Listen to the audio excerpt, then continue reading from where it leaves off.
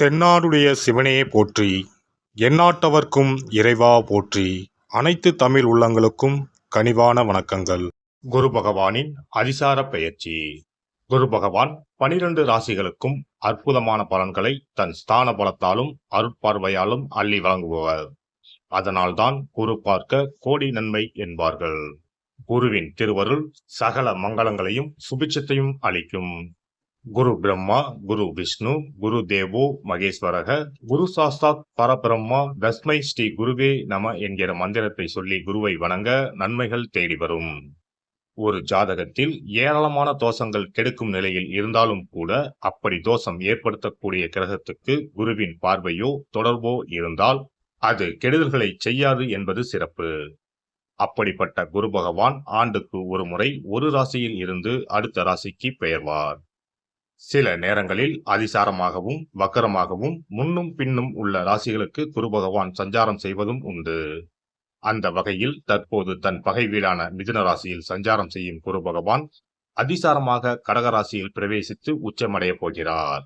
வரும் அக்டோபர் மாதம் 18ஆம் தேதி கடகத்தில் பிரவேசிக்கும் குரு பகவான் டிசம்பர் 5ஆம் தேதி வரை அங்கேயே தங்கியிருந்து பலன் தரப்போகிறார். அதன் பின் வக்கரமடைந்து மிதுன ராசிக்கு திரும்புவார்.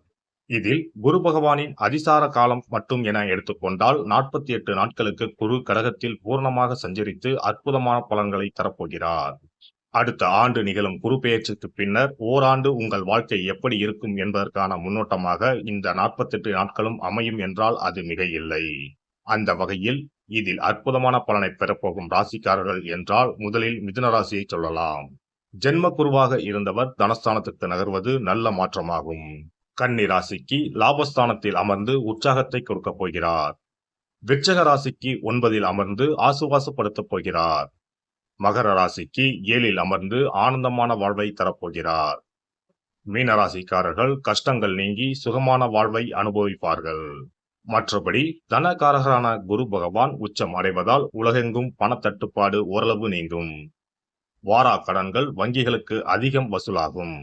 மழையளவு உயரும். உணவுப் பொருள் உற்பத்தி அதிகரிக்கும். விருச்சிக ராசியை குரு பகவான் பார்ப்பதால் பூமி விலை உயரும். ரியல் எஸ்டேட் சூடுபிடிக்கும். மருந்து பொருட்களின் விலைகள் குறையும். குரு பகவான் மகர ராசியை பார்ப்பதால் அந்நிய முதலீடுகள் அதிகரிக்கும். குரு பகவான் மீனராசியை பார்ப்பதால் கல்வித்துறை நவீனமாகும். பதிப்பகத்துறை, கேட்டரிங், சட்டம், சிஏ, சிவில், ஆர்கிடெக்ட் துறைகள் வளர்ச்சியடையும். இந்த அதிசார பெயர்ச்சியால் உங்கள் வாழ்வில் வளமும் நலமும் செல்வ செழிப்பும் பெற்று வாழ்வில் உயரிய நிலையை அடைய எல்லாம் வல்ல எம்பெருமானை வேண்டி விரும்பி கேட்டுக்கொள்கிறேன். கன்னி ராசி அன்பர்களே, தற்போது குரு பகவான் 10இல் அமர்ந்து பலன் தந்து கொண்டிருக்கிறார். இந்த சஞ்சாரம் அவ்வளவு நற்பலன்களை தருவதல்ல. யாரிடம் எது பேசினாலும் பிரச்சனையாவதை நினைத்து வருந்தும் நிலையே தொடர்கிறது.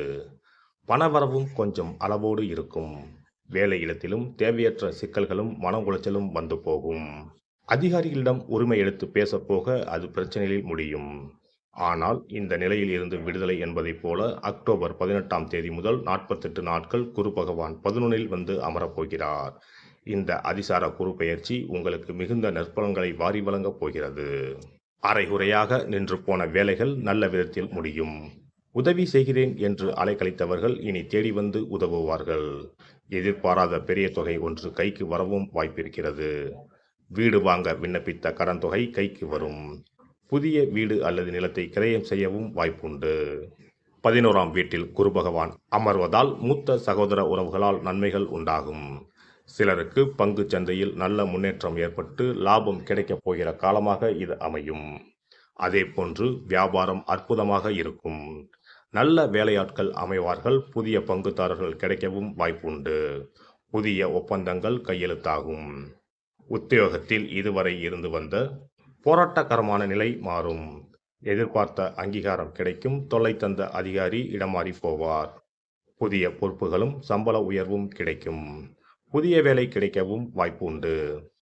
குரு பகவானின் பார்வை 3ஆம் வீட்டில் படுவதால் இனி முடிவுகளில் தைரியம் வெளிப்படும். முயற்சிகள் யாவும் வெற்றியாகும். இளைய சகோதரர்களின் உதவி கிடைக்கும். 5ஆம் வீட்டில் குரு பகவானின் பார்வை படுவதால் நீண்ட காலமாக குழந்தை பாக்கியம் இல்லாமல் இருந்த தம்பதியர்களுக்கு குழந்தை பாக்கியம் கிடைக்கும். குரு பகவான் 7ஆம் வீட்டை பார்ப்பதால் திருமண வயதில் உள்ள இளைஞர்களுக்கு திடீர் திருமண யோகம் கூடி வரும். திருமண வாழ்வில் கணவன் மனைவிக்கு இடையே அந்யோன்யம் அதிகரிக்கும், குடும்பத்தில் அமைதியும் சந்தோஷமும் நிலவும். நட்சத்திர சஞ்சார அடிப்படையில் அஸ்தம் மற்றும் சித்திரை நட்சத்திரக்காரர்கள் இந்த அதிசார குரு பெயர்ச்சியால் மிகுந்த பயனை பெறுவார்கள். உத்திர நட்சத்திரக்காரர்களுக்கு ஓரளவு நல்ல பலன்கள் கிடைக்கும். மொத்தத்தில் இந்த அதிசார குரு பெயர்ச்சி கன்னி ராசிக்காரர்களுக்கு பெரிய ஆசுவாசத்தையும் சந்தோஷத்தையும் தருவதாக அமையும். அருகில் இருக்கும் ராகவேந்திர சுவாமி விருந்தாவனத்திற்கு சென்று ஒருமுறை வழிபட்டு வாருங்கள். வியாழக்கிழமைகளில் குரு பகவானுக்கு வீட்டிலேயே நெய் தீபம் ஏற்றி வழிபடுங்கள்.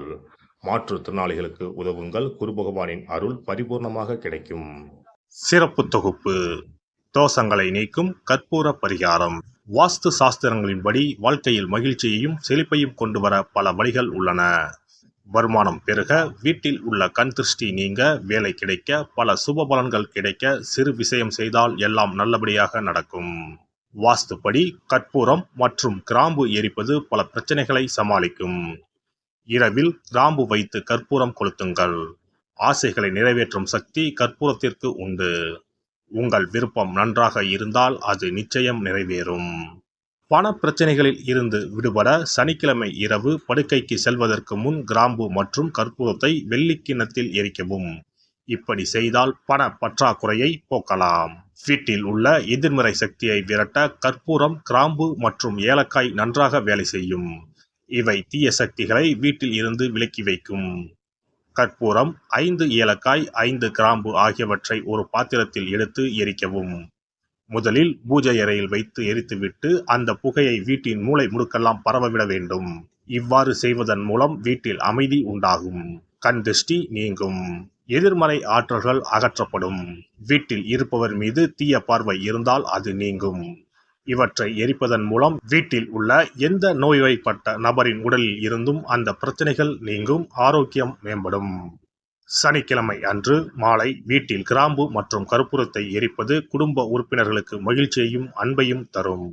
எல்லோரும் மகிழ்ச்சியாக இருப்பார்கள். எதிரிகளிடமிருந்து விடுபடுவார்கள். மேலும் கிராம்பு மற்றும் கற்பூரத்தை எரித்து வர வீட்டில் உள்ள பிணக்குகள் நீங்கும். சில சமயங்களில் நீங்கள் எவ்வளவு முயற்சி செய்தாலும் உங்கள் தொழிலில் வெற்றி பெற முடியாது. இது போன்ற சமயங்களில் கற்பூரத்துடன் இந்த தீர்வை முயற்சிக்கவும். இந்த அணுகுமுறை நீங்கள் விரும்பிய வெற்றியை தரும். வேலை நேர்காணலுக்கு செல்லும் போது கற்பூரம் மற்றும் கிராம்பு எரிப்பது நல்லது. மேலும் 2 கிராம்புகளை வாயில் போட்டுவிட்டு வெளியே செல்லவும். நேர்காணலுக்கு செல்வதற்கு முன் அவற்றை அசைக்கவும். இப்படி செய்தால் வேலை கிடைக்கும். தொழிலில் முன்னேற்றம் ஏற்படும். கடுகு எண்ணெயில் 2 கிராம்புகளை போட்டு காலையில் கடவுளுக்கு அருகில் தீபம் ஏற்றவும். அதன் பிறகு நேர்காணலில் கலந்து கொள்ளுங்கள். இவ்வாறு செய்வதன் மூலம் தொழிலில் உள்ள தடைகள் அனைத்தும் நீங்கும். நல்ல வேலை கிடைக்கும். திருமண உறவில் சிக்கல் இருந்தால் வெள்ளி அல்லது வேறு ஏதேனும் பாத்திரத்தில் கற்பூரத்தை எரிக்கவும். அறையின் மூலையில் 2 கற்பூரங்களை வைக்க வேண்டும். இவ்வாறு செய்வதன் மூலம் தம்பதிகளிடையே ஒற்றுமை அதிகரிக்கும். மேலும் இரவில் கற்பூரம் மற்றும் கிராம்புகளை எரிப்பதால் வாழ்வில் உள்ள தடைகள் நீங்கும். 6 கற்பூரம் மற்றும் 36 கிராம்புகளை எடுத்து வீட்டில் தூவி வர உங்கள் திருமண வாழ்க்கையில் உள்ள தடைகள் நீங்கும்.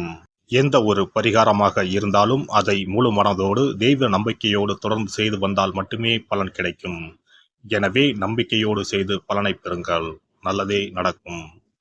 எல்லாம் வல்ல இறையருளால் நீங்களும் உங்கள் அன்பு குடும்பமும் உடல் நலம், நீலாயுள், நிறை செல்வம், உயர் புகழ், மெய்ஞானம் ஓங்கி வாழ்க வளமுடன். இந்த வீடியோ பதிவு உங்களுக்கு பிடித்திருந்தால் லைக் பண்ணுங்க, கமெண்ட் பண்ணுங்க, ஷேர் பண்ணுங்க. மறக்காம சப்ஸ்கிரைப் பண்ணுங்க. பக்கத்துல இருக்கிற பெல் பட்டனை கிளிக் பண்ணுங்க. நன்றி, வணக்கம். ஓம் நமச்சிவாய. சிவாய நம.